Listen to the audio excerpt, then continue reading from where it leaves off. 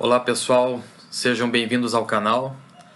Hoje o propósito do vídeo, então, mais uma vez, tem um condão de esclarecer questões pontuais, e a temática então escolhida para hoje, ela versa sobre a medida provisória 946 de 7 de abril de 2020 e também da figura do FGTS, do Fundo de Garantia do Tempo de Serviço.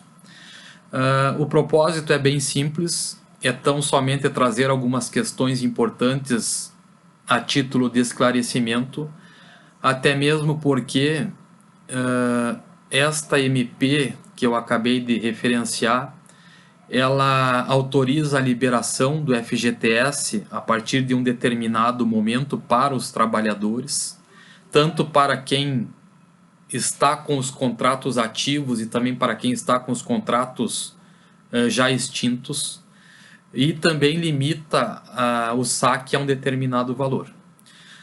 Nesse viés de informação, o primeiro ponto que me cabe esclarecer e seria bom levar a conhecimento de quem prestigia o canal, condiz com as definições então do que é o Fundo de Garantia do Tempo de Serviço. É um direito constitucional previsto no artigo 7º da Constituição Federal. Se analisado sob o ponto de vista do empregado, constitui-se um direito. Se analisado sob o ponto de vista do empregador, constitui-se uma obrigação. E sendo um direito constitucional, os destinatários desse direito não ficam limitados somente aos empregados regidos pela CLT.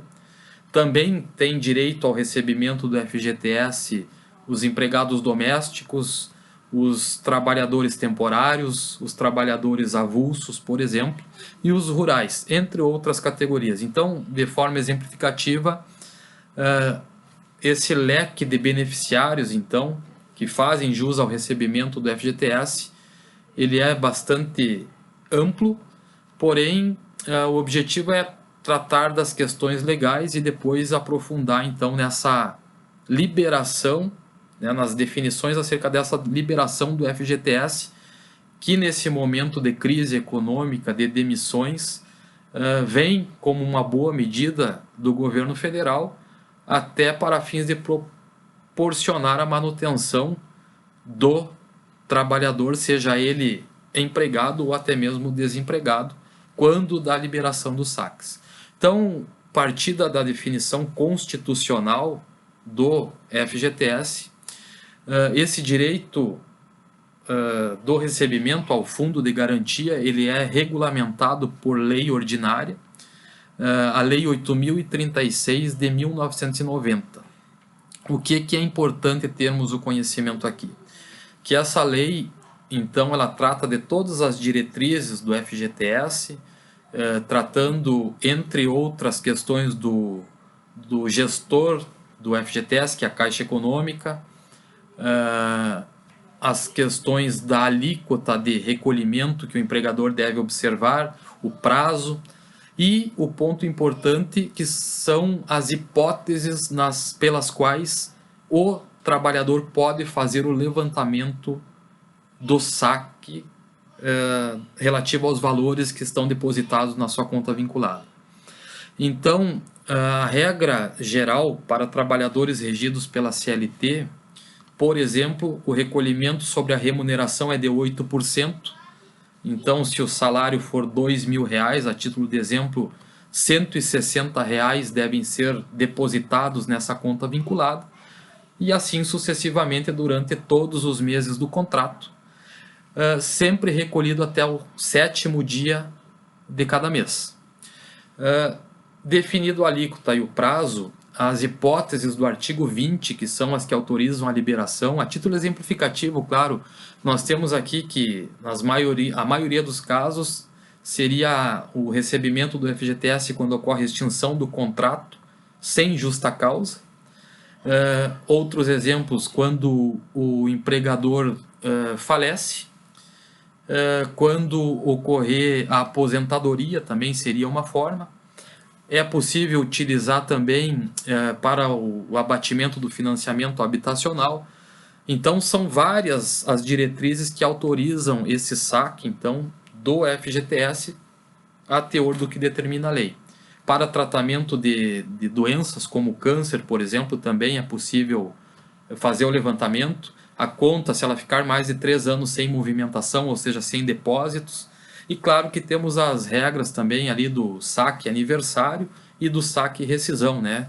Que são novidades aí também e que são possibilidades caso o empregado venha a optar por uma dessas modalidades.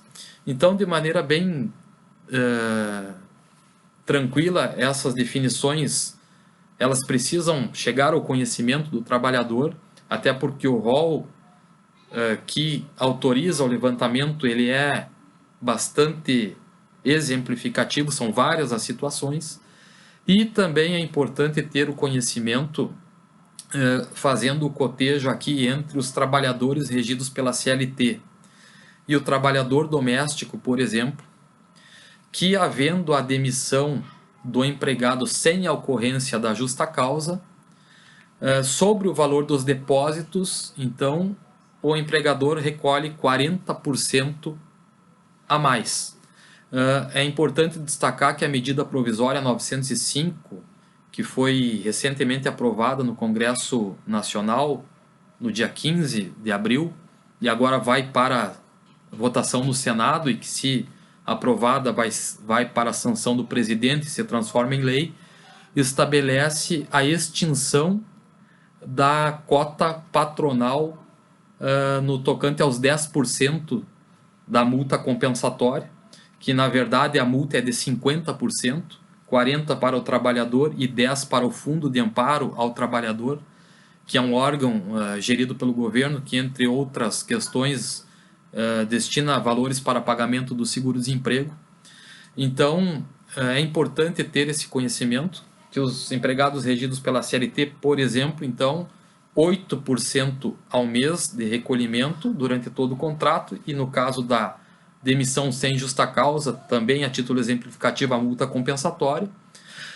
De outro lado, a figura do empregado doméstico, que, regido por lei específica, Lei Complementar 150 de 2015, também tem direito ao recolhimento mensal dos depósitos na razão de 8% ao mês. E aí vem a dica pontual: empregado doméstico não tem multa compensatória de 40%.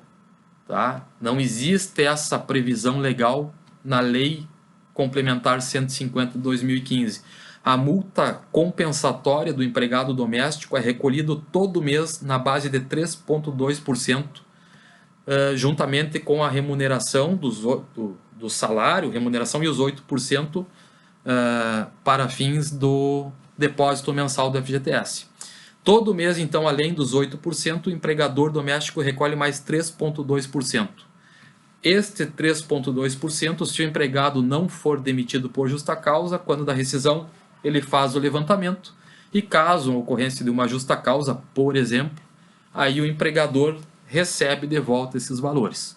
Então, importante compartilhar também essa informação e esclarecer pontualmente que o empregado doméstico não tem direito à multa de 40% sobre os depósitos do FGTS. Tá? Essa é uma dica muito importante. Limitando na medida provisória agora 946. Estabelece o quê? Que a partir de 15 de junho desse ano até o dia 31 de dezembro de 2020, os trabalhadores poderão fazer o saque das contas vinculadas até o valor de um salário mínimo, R$ 1.045. Claro que esse valor, R$ 1.045, é para quem tem saldo superior a esse montante. Quem tem valores a menor recebe a menor, e tem um critério de prioridade aí. Primeiro vão ser pagos para fins de levantamento dos valores os contratos já extintos e com menor valor na conta vinculada, e depois os contratos ativos e também de menor valor. Tá, pessoal? Então, uma dica simples, bastante pontual, e também com as questões que poderíamos aprofundar aqui, Só esclarecendo que essa alíquota dos 8% do recolhimento mensal para o empregado regido pela CLT e para os domésticos, por exemplo, para os aprendizes regidos pela Lei 10.097 de 2000, essa alíquota é de apenas 2%.